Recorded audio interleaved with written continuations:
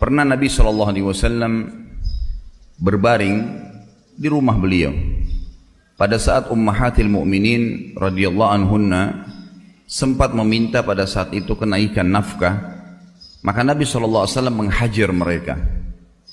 Salah satu dari Ummahatil Mu'minin adalah Hafsah radhiyallahu anha, anak Umar bin Khattab radhiyallahu anhu. Umar khawatir jangan sampai Hafsah diceraikan oleh Nabi SAW karena perilaku ini. Tentu saya sedang tidak membahas hajarnya Nabi SAW atau bagaimana Nabi SAW sedang mendidik para istrinya. Tetapi Nabi SAW pada saat itu tidak bertemu dengan mereka, tidak mengajak ngobrol selama sebulan, yang masyhur dalam riwayat Bukhari, untuk memberikan pendidikan agar mereka bersyukur kepada Allah Subhanahu wa taala dan tidak membangkang terhadap hukum-hukum yang telah Allah terapkan. Umar bin Khattab mendatangi rumah Nabi SAW dengan niat ingin mencari ridho Nabi SAW agar jangan menceraikan Hafsah, karena Hafsah termasuk salah satu daripada tanda kutip otak permasalahan lahirnya permintaan naik nafkah dari para istri Nabi SAW.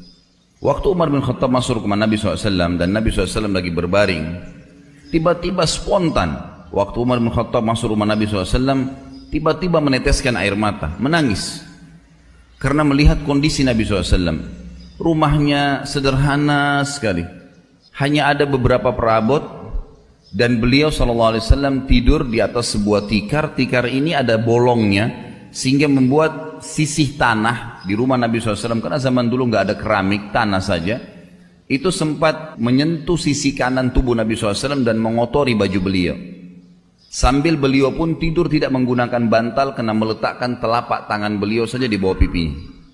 Umar bin Khattab waktu melihat kejadian tersebut tiba-tiba menangis, dan beliau sambil menangis terseduh-seduh mengucapkan salam kepada Nabi SAW. Nabi SAW menjawabnya. Lalu tiba-tiba Umar juga berkata, "Ya Rasulullah." Dia tidak bicarakan lagi masalah anaknya nih, melihat prihatin keadaan Nabi SAW begitu.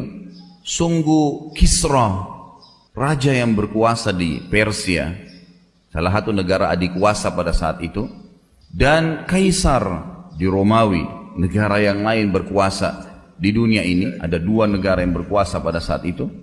Mereka tidur di dipan-dipan yang empuk, mereka menggunakan baju-baju yang mewah, mereka didampingi oleh dayang-dayang yang mengipas mereka.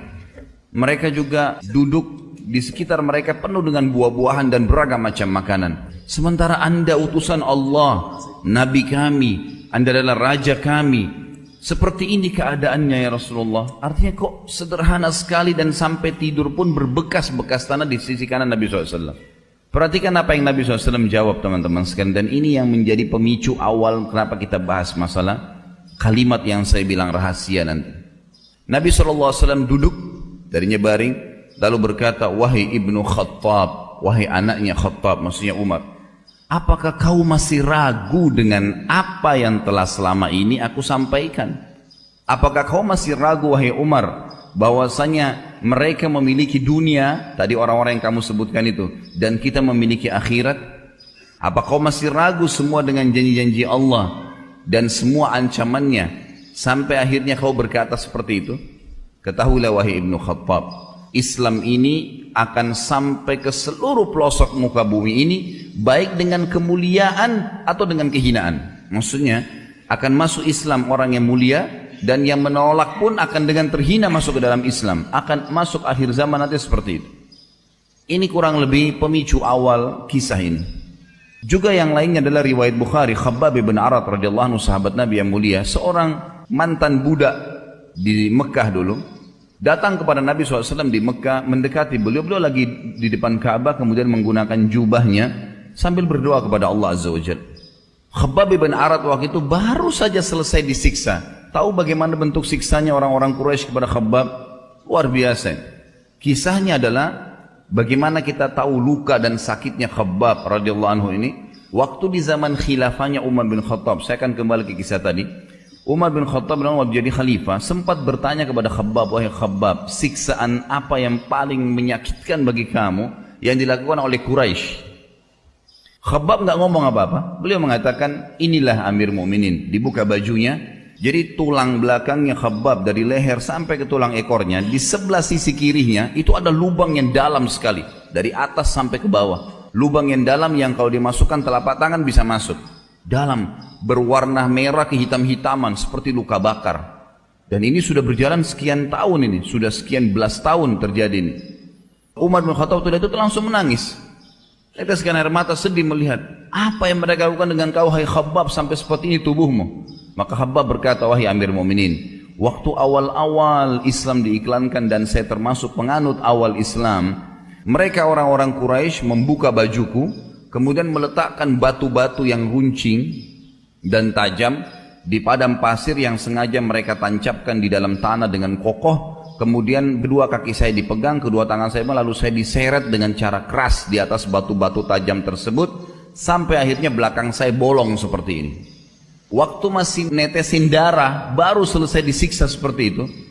Di Mekah, Khabbab bin Arad datang kepada Nabi SAW. Nabi SAW lagi di depan Ka'bah, mengatakan, ya Rasulullah, dibuka bajunya, lihat nih perilakunya orang Quraisy, luar biasa nih penyiksaannya. Tidak ada orang yang disiksa seperti saya gini. Tapi alhamdulillah masih hidup. Lalu kemudian berkatalah Khabbab, ya Rasulullah, mumpung anda di depan Ka'bah, anda seorang utusan Allah, mintalah agar Allah memenangkan segera agama ini. Apa kata Nabi SAW? Wahai Khabbab, sesungguhnya kalian kaum yang buru-buru.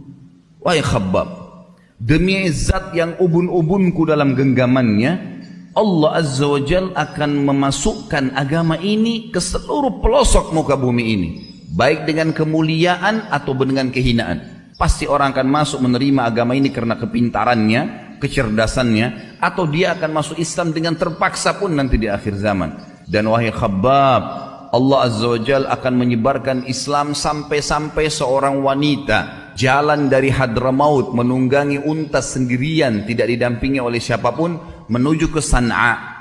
Hadramaut sebuah wilayah di Yaman, jaraknya dengan San'a mungkin kalau saya tidak salah sekitar 600 km. San'a ibu kota Yaman, sampai sekarang masih ibu kota. Dan dulu antara Hadramaut dengan San'a ini teman-teman sekalian terdapat puluhan suku, semuanya perampok. Kalau orang dulu jalan antara San'a dan Hadramaut itu antara hidup dan mati. Kalau dia lolos dari satu suku yang akan merampoknya, maka dia akan ditangkap oleh suku yang lain di depannya. Setiap suku yang dilewatin pasti akan merampok. Dan tidak ada yang selamat antara dua wilayah ini. Nabi SAW berikan contoh, wahai Khabbab, nanti akan tiba Islam masuk ke seluruh jazirah Arab, seluruh dunia ini, sampai-sampai karena tersebarnya Islam itu seorang wanita jalan dari Hadramaut sendirian menunggangi unta ke San'a. Dan tidak ada satupun yang mengganggunya serta dia tidak takut kecuali kepada Allah.